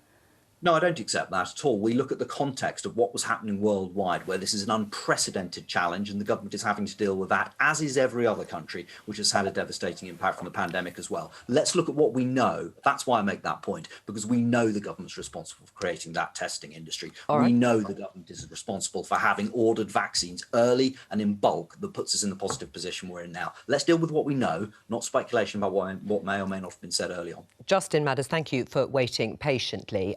One one of the other things that Dominic Cummings said is that even if you had dropped Bill Gates into that situation in March, this is last year, before lockdown, they would have had a complete nightmare. Do you accept that, Justin, and that Keir Starmer or Jeremy Corbyn, would they have done better? Well, look, no one's saying for a minute that this was an easy situation or that anyone had all the answers, but I'm pretty sure that if we'd had a Labour Prime Minister, they would have at least been in the room. We heard that the Prime Minister went off on holiday for a couple of weeks, maybe to write his book or go skiing. He missed 5 Cobra meetings, which were important decisions were being made. And I think what we got a picture of today was really one of complacency, incompetence, and then panic and chaos, because it wasn't until very much later on into March that the government actually realised that this was a serious threat, and they should have seen the warning signs much earlier. I think that is a very clear thing that the Prime Minister has to come and face the public about today. Robert? I mean, this is just classic hindsight, isn't it? This is just the benefit to look back and say, oh, you should have done it all differently and we'd have done it differently. I mean, Labour have the ability to do that, don't they? They can carve from the sidelines and be perfect with the benefit of hindsight. What leadership is about is taking decisions in imperfect circumstances as it's evolving in the face of an unprecedented global threat. That's what we had to do. That's what the government was doing a year ago. And hugely to its credit, you now have particularly the vaccine programme. Justin? Well, it's not just about hindsight. It's about what actually was being said by the scientific advisors at the time. SAGE reported on the 5th of March that there was now community transmission in the UK. We could see the images from the rest of the world, how quickly the virus was spreading. We know from what Dominic Cummings said that he was warning possibly 1 or 2 weeks before we actually took the decision to lock down that needed to happen. And we know from academic studies that up to 20,000 lives could have been saved if that decision had been taken earlier. There's no doubt the Prime Minister has to explain himself and answer as to why he didn't take those vital decisions at an earlier stage. Right, well, Robert, on that, your government has introduced 3 lockdowns of different kinds in England, in March last year, in November last year and in January this year. Do you accept, as Justin has set out, that all of those lockdowns could and should have happened earlier? The key point is that at all times the government was following the medical and scientific... But just that question, should they have happened earlier? Well, the point is that they are following the advice that was given. You can see from SAGE minutes that there is discussion going on as to what should be done. Governments all over the world were dealing with this unprecedented challenge. I understand that, but actually the SAGE minutes at the end of September said they should have locked down earlier. So if you were following the science, you're saying they should have done. It was a mistake. It's very easy, with the benefit of hindsight, to go back and say something should have happened differently. At all times, the government has been reacting fast, has been reacting as the scientific picture, which is constantly evolving, is emerging, and has done what has been necessary to protect the British people. But look, as I say, there will be a time at which we can look back at this coolly in the light of all the evidence and the right place to do it. Yeah, we've talked about whether that's going to hold until next year. We noted, obviously, that Boris Johnson rejected the idea from Keir Starmer to bring forward the inquiry to this summer ahead of next spring. Justin, if we look at that lockdown, the first lockdown last year, announced on the 23rd of March by the Prime Minister, there were some people, for example, the former Conservative MP Rory Stewart, who called for that lockdown much earlier. Should Labour have done the same? Well, I think you'll find that John Ashworth, who was Shadow Health Secretary at the time, was actually calling for that at an earlier stage. How much earlier? I haven't got the precise dates on me, but I think it was at least a couple of weeks before we actually went into that. And of course, at this time, the Prime Minister was going around shaking people's hands and telling people that this was no worse than a cold. It was complete complacency on his part. And I have to take issue with Robert when he says that we're looking at this with the benefit of hindsight. With the second lockdown, we knew a couple of weeks after SAGE reported in September that there should be a circuit breaker lockdown. That's what they recommended, and that's actually what we asked for. And it was still another 2 or 3 weeks after that before the government finally acted. Again, more lives lost because of delay. I don't think there's any hindsight in that, is there? Right, so you are saying that Labour called for it 2 weeks ahead of March the 23rd? As I say, I haven't got a precise date, but I think that's what we were asking for. That certainly at an earlier stage. I mean, Robert, isn't one of the problems that much of the evidence, and not just evidence from Dominic Cummings today in the session, is that Boris Johnson just didn't take this pandemic seriously enough? We heard Justin Madders talking about him still shaking hands. He, of course, then became very ill himself. He has described, Dominic Cummings, that in February, Boris Johnson saw COVID at the time as a scare story. In meetings, the Prime Minister would often say, it's swine flu, don't worry about it. He even said Boris Johnson wanted to get Chris Whitty, the Chief Medical Officer, to inject him with the virus on television so everyone realises it's nothing to be frightened of. Is that really a responsible attitude of a Prime Minister at the beginning of a pandemic? I don't accept the premise of that question at all, I'm afraid. I mean, it's quite clear. He didn't take it seriously. You think all those actions indicate someone who was taking it seriously? The Prime Minister and the government has taken this very seriously from the beginning. It has always acted in accordance to the medical and scientific advice that was being received. There was debate within SAGE, there was debate within the World Health Organization as to how to react and what this absolutely brand new disease was going to be like. So the government has followed that, but don't forget, this is an evolving situation. It's a new, serious threat. It's one the world hasn't dealt with before, and governments all over the country have been working out their response to that, and this government is doing the same. Right. I mean, Laura, there is a point. Of course, Robert is right. Everyone was dealing with a very difficult situation. But there does seem to be a pattern emerging about the attitude in those early days. At the beginning, the lack of preparedness, perhaps Boris Johnson's attitude, if you believe the claims of Dominic Cummings, that they were getting to grips and struggling with it. People might point to the number of people who've died, the highest in Europe, the highest number, that is, 120, nearly 128,000 people. That doesn't indicate a government that was, as Robert is saying, following the science at all points during this crisis. Well, I think there's a few things there. So number one, the thing about following the science, there is no one science, right? There are always different views. There was always debate. And what came across this morning, which we've reported on extensively before, is that the assumptions behind the scientific views at the top of government were shown to be flawed, and it changed, right? So so you can't really say following the science because the opinions changed, which is why then we accelerated much more quickly to lockdown, which had not been the official plan. The second thing about Boris Johnson's attitude, I mean, again, it's something that we have reported on before, that I've heard from multiple sources on many occasions, that in that early stage, Boris Johnson was not convinced that this was something that had to be acted on extremely quickly, and he had grave concerns about the economic impact of actually trying to deal with it. So he was concerned about the situation, but it's well known and it's been well documented. Multiple people have told me on many different occasions that he was often saying that an overreaction to the situation could be more dangerous than allowing the situation to proceed. So it is clear, and it's been put on the record by Dominic Cummings this morning, but it is the case that he had an attitude. It took him a while to really come to terms with the gravity of what was going on. But he wasn't alone in that. And I think, again, whatever the motivations, whatever all the bad blood between Dominic Cummings and Boris Johnson, what we heard this morning, what people have reported on before, is in those early months, a real situation where the government was really struggling. And the systems that were in place weren't always up to it. That's not necessarily anything that was malign or because people didn't want to try to do the right thing, but they either couldn't or tried, and so much of what they tried to do failed. Right, we've only got a few moments left on the programme. We're going to talk about something that is actually for Robert Courts as a Transport Minister, which is the government has announced an extra £401 million of investment for the rail network. Robert, what's the money for? Yeah, absolutely. Well, thanks. This is very much part of our Building Back Better and investing in the British people's priorities, right, obviously, that we were put in place to do. So this is a mixture of factors. Some of it's upgrading passenger capability, some of it's upgrading freight capability as well. But all of it is intended to make our railway network faster and particularly greener as well. So it's part of our carbon. But Labour has already said, as Justin will no doubt attest to, that there's no timescale attached to it. Why not? Well, this is all something that has to be worked through in terms of the deliverability. The key thing is, of course, that we commit the money, we commit that we're going to be laying out how that happens, and you'll hear more about that in due course. Justin? I'm not quite sure what Robert means by we have to work out the deliverability, because if the government are making an announcement on a major project spending hundreds of millions of pounds, they surely should know before they make that announcement that it's actually going to be deliverable.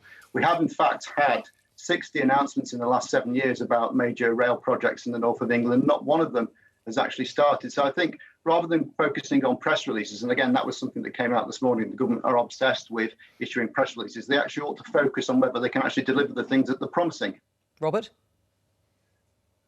Well, I simply mean that, of course, the government has to have a programme in place in order to roll out the announcements that we've made today. But look, what we've got today is a hugely ambitious upgrade in our infrastructure. It is something that benefits all parts of the country. It's going to upgrade our freight system. It's going to upgrade our passenger capability, particularly in the north, according to today's announcement. Right. And this is something that I hope everyone will warmly welcome. Well, they won't warmly welcome it if, as Justin has said, there are 60 projects that have already been announced by you and by the government, and they haven't started. So the government will, of course, be announcing the timescales and how that will happen in due course. You'll be able to hear more about that in due course. This is the announcement of the policy that we're going to be carrying out. Justin? Well, this is just the typical sort of approach we have from the government, which is issuing wonderful press releases promising the earth. It's the same with the levelling up agenda, lots of big announcements, big sums of money, but there's no plan. There's actually no real substance to any of it. And I think actually the British public deserves so much better than this. How much would Labour spend on extra funding for railways? Well, as you know, we're in the middle of a policy review, and it's at least a couple of years before the next election, so I won't be able to give you any specific details at this stage. All right, well, that's a good point to end the programme. Thank you very much to our guests, and of course to you, Laura. I'll be back tomorrow at 12:15. Bye-bye.